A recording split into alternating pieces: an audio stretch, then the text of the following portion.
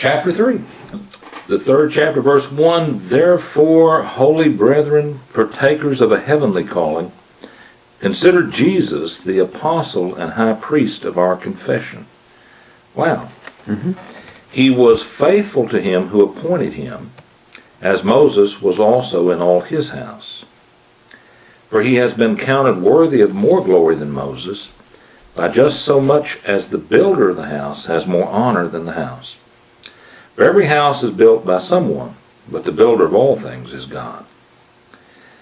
Now Moses was faithful in all his house as a servant, for a testimony of those things which were to be spoken later. But Christ was faithful as a son over his house, whose house we are, if we hold fast our confidence and the boast of our hope firm until the end. So wow, what are we seeing here then? He's telling us we are partakers of a heavenly calling. And as we do that, think about Jesus, consider Jesus, and he calls him an apostle. He is the apostle. We don't think of that, do we? No. Is God an apostle? I don't think so. I don't think God is an apostle. Jesus is also the prophet. Yeah. So he's a prophet. He's also the apostle and the Son of God. So Jesus is the apostle, and he is the high priest. Wow. Another human title. Of our confession. So I think that's great. Yes. The heavenly word there gets people off track sometimes. The heavenly calling is not you go to heaven when you die. Because we're looking, as it says later in the book, it's actually chapter 13, verse 14. Later in the same book, we do not have a lasting city, but we're looking and seeking the city which is to come. Yes. It's coming to us. We're not going there. That Jesus as apostle and high priest. And as high priest, he was faithful to him who appointed him. So that was God who appointed him. Wonderful. Even like Moses was also faithful in his house. So Jesus, I think this is interesting. By the way, I have at times some of our young people in studying the Bible. I brought up this bit of a trick question: who is your favorite apostle? And it's surprising you get all these names of everybody, but maybe didn't consider that maybe your favorite apostle would be Jesus. Isn't that interesting? It's interesting. It's a good question. But here it is in our Bible. He is the apostle. Who's your favorite prophet, you might say? Yeah, I might say that too. Yes, it might not say Jesus. That's right. This is the extent to which we've been drugged away. Drugged in the I don't mean dragged away, but I mean literally drugged on the idea that Jesus isn't quite human. No, not really a prophet. Not really. We don't want him to be one of us. And in reality, he had to be one of us. He has to be to make the story coherent. That's right. That's exactly right. So in verse 3 then, he's been counted worthy of more glory than Moses. And Moses was had a great deal of glory, I think, from God. And isn't that and all striking? Yes, exactly. By just so much as the builder of the house has more honor than the house. Yes, that's interesting. So Jesus is here, I think, the builder of his house, because it speaks of Jesus' house. It's God's house as well, of course. Yes, of course. But Jesus working under God, we can say it's his house. And then wouldn't this be then the next ranking? You stressed the fact, rightly in chapter 1, that he's superior to angels. Now guess what? He's superior to the Aaronic high priest and also to Moses. Moses himself, that's right. Jews find that very hard. Yeah. Who can be better than Moses? Better than Moses. Well, this Messiah can be. He is, indeed. Well, and I suppose then our Jewish folks of that day probably struggle with that same issue. So. How can Jesus be, greater than Moses? Isn't that a powerful lesson? We move beyond the law of Moses, even that. The Torah in the letter is not the ultimate thing. Yes. It's the Torah in the spirit, obedience to Jesus in the new covenant, that is so key. Wow.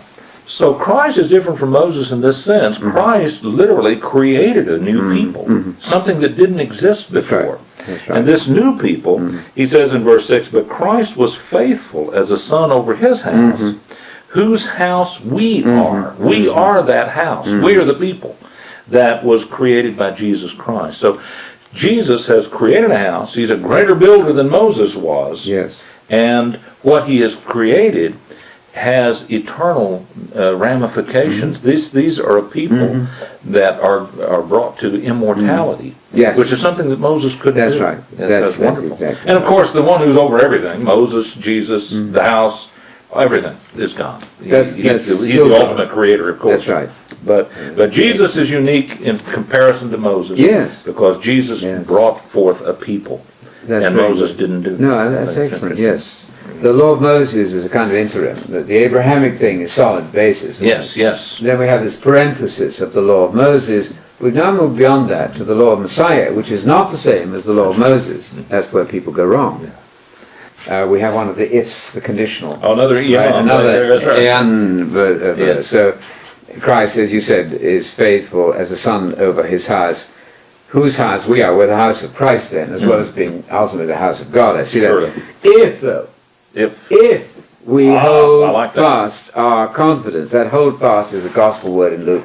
Those who get the gospel and hold it fast. Yes, it's yes. very much reminiscent of that. Right. But if, on condition that we hold fast our confidence and the boast of our hope, I like this. You know, we're almost reckless boasting. We're hoping to fix the world with Jesus. Yes. We should be confident. Yes, yes. And in fact, that's a condition of salvation. And we've got to hold on to this to the end. That's not once saved, always saved. No. Romans 11:22, where Paul says, if you Christians remain faithful, you're doing good. If you don't, you Christians will be cut off. Yes, wow. I've seen that open some eyes in a Yes, very yes. alarming and direct way when it's read to them. That's staggering. It would be interesting, and I haven't done it, but to go through the book of Hebrews and notice all of the ifs. That's it. And those things are very important. We don't want to misunderstand this matter.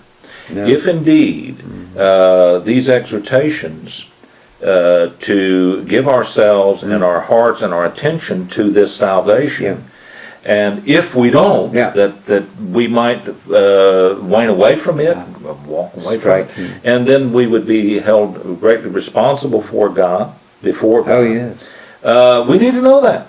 We want to know that. So that we can have that perspective, I think. Can we say the book is a warning? It's a very strong one. It's an encouragement. Yeah. Please do well. Yeah. But I'm warning you, if you don't get this right, you're in dire trouble. We're going to see that in the 6th and the 10th chapters. The strongest possible text against the Calvinistic idea that the saved are automatically saved. Doesn't matter. It's just not true of Hebrews chapter 6 and Hebrews 10. And all of the if, the and statements that you mentioned here. Indeed. Verse 7. Therefore, just as the Holy Spirit says, today, if you hear his voice, do not harden your hearts as when they provoked me, as in the day of trial in the wilderness, where your fathers tried me by testing me, and saw my works for 40 years. Therefore I was angry with this generation, and said, they always go astray in their heart, and they did not know my ways. As I swore in my wrath, they shall not enter my rest. My goodness. That's very powerful, isn't it? And then the next words in verse 12, take care, brethren. Wow. Watch out. You don't say that to people whose salvation is guaranteed, doesn't matter what they do. That's right. That's just not clear. And neither are you going to say that to the people who are on the outside of No, this salvation. no. His concern is the people who are partakers of this salvation. Exactly. Wow. It's very striking, amazing. isn't it? Yes. Yeah. So anyway, his example then is those who rebelled, those who hardened their hearts in the wilderness. Oh, wow. And his point is, they tried God, they tested God. He was angry with them as a result of that. And so he winds up, they shall not enter into my rest. So isn't that amazing? It's very striking, especially where Paul says, let me warn you, I'm going to warn you double time here. Those who commit adultery on an ongoing basis, commit fornication, unrepentant, get drunk, unrepentant, they will not be in the kingdom. Now, they're obviously believers. They're within Paul's jurisdiction. Right. But there's a very tough side to the Bible, is there not? Yes. That we need not to underemphasize. And we've got to hold all of that in balance, don't you think? Oh, I do. Yeah. I think. Otherwise, we're not going to have the same mind and heart that the writer of Hebrews had and wanted his We're readers not hearing the warning. We're disregarding the warning. Yeah. We've been warned Yeah, here. yeah. Verse 12. Yep. Take care. Take care, brethren, that there not be in any one of you an evil, unbelieving heart that falls away from the living God.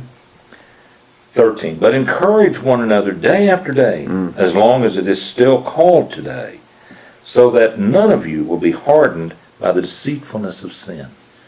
Wow, I think that's interesting. Deceitfulness. Sin is deceitful. It's deceitful in that it seems like you're getting something through sin that you might have wanted or desired, but actually it's going to overthrow you, your faith, your hope, and wow. For we have become partakers of Christ if we hold fast the beginning of our assurance firm until the end. Wow, there's that if again. Wow, yes. Isn't that striking? Verse 15, while it is said, today, if you hear his voice, do not harden your hearts as when they provoked me. For who provoked him when they had heard? Indeed, did not all those who came out of Egypt led by Moses? Wow. And Moses here is the prototype of Christ, would you think? Oh, very much. Exactly. So those who then rebelled and hardened their hearts in Moses' day, he's going to compare it to those who now are led out by Christ and who hardened their hearts. Absolutely. Or would turn back, as it were, from Christ. Yes. That's amazing. Verse 17, and with whom was he angry for 40 years? Was it not with those who sinned, whose bodies fell in the wilderness? Verse 18, and to whom did he swear that they would not enter his rest, but to those who were disobedient? It's not to those who didn't come from Egypt that he's concerned about, or somebody who stayed back in Egypt. Those who come on out, who are following Moses, they're the ones who wind up not entering his rest because of their disobedience and their unbelief. But now he's saying all of this has meaning and overtones for us who are followers of Christ. It's a warning and an example for us, isn't it? And you made the point there that unbelieving heart in verse 12 is exactly equivalent to disobedience. And what combines that idea so well is the phrase in Paul, the obedience of faith, because people argue endlessly, well, what's faith and what's works? Not that hard. Abraham obeyed God, Abraham believed God, it's the same thing. You're supposed to believe what God says and you're supposed to do it. I mean, is that so hard? It's a package deal. But the argumentation of works and splitting hairs. It doesn't help anything, No. Then in that same sense of unbelief, we see in verse 19, and this is the end of this particular chapter as we have it. So we see that they were not able to enter because of unbelief, which he has just equated with disobedience. Isn't that beautiful? And it's amazing. I think we could go on stressing that for the rest of our career because it's so easy. John 3:36, he who believes in the Son has life.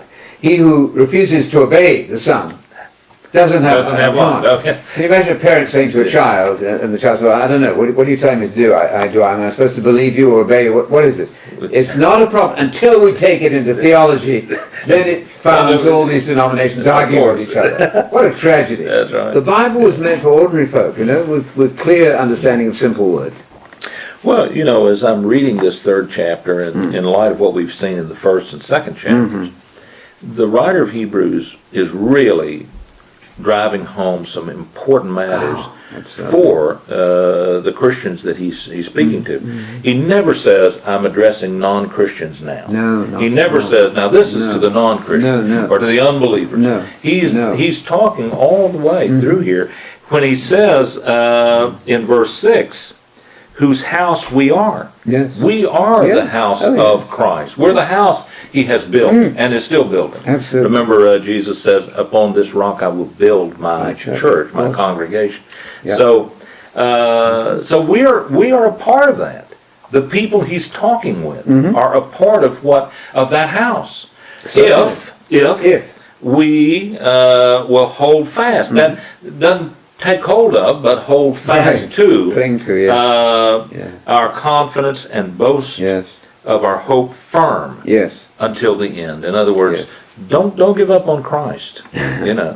I think it's a mistake, and you may have a thought about this, but I think it's a mistake for Christians to get up every morning worried and concerned that maybe I'm lost today, or this is I'm out of hope, or I don't think that's the way that God wants us to live. I don't think that's the way Messiah wants us to think. We do have a confidence in the love of God and the love of Christ, and we are His people, and we are the house He's built. Yes. But that doesn't mean we should neglect this salvation and neglect the fact that if we neglect it, there are ramifications that are most also very serious. You virtually quoted that first chapter again. If we neglect so great a salvation, which was first announced as the kingdom of God gospel by Jesus, and then was attested to by those who heard it. It's very clear. Again, it's not difficult. The idea, the principle is very straightforward here. If we're really going to be followers of Jesus Christ, as the writer of Hebrews sees it, we're going to be keenly concerned about our obedience to Him, and we're going to recognize there is such a thing as us neglecting this great salvation. Certainly. Not disregarding it as unbelievers, but as believers neglecting it. And I think that's very important. It's not clear in popular Christianity. No. I mean, I just don't hear that preached at all. In fact, I hear it condemned sometimes. What they're trying to do is to bolster their own confidence falsely. They're trying to say, don't worry about anything, because you've been saying, well, no matter what you do, you could rob a bank every day of the week for the rest of it, and you still go to heaven, as the language. Just come to church and put in the offering, and it won't matter. Or maybe you don't even have to do that. It's a very cheap way of doing this mighty material, isn't it? This marvelously intense and thorough material. I'm not getting any of that out of what this writer is saying. That's not the sense of this. It isn't. We've got to get on the same page with this fellow. Surely. And regardless of what people may say or think. Oh, yes. Yes. Beautiful chapter, then, I think. Oh, it's rich. This is great stuff. It's good stuff. But yet very, very serious. Very serious. It is. It's a wonderful balance, isn't it? I mean, getting the balance is the key. We shouldn't be overconfident. We should be ready to be rebuked. We should be listening. God might send somebody along to us to challenge us. Yeah, surely. On the other hand, how can you sell a product if you don't believe in it? Sure. If we're supposed to evangelize the world and we are half-hearted about our own belief, that doesn't get us anywhere. That's right.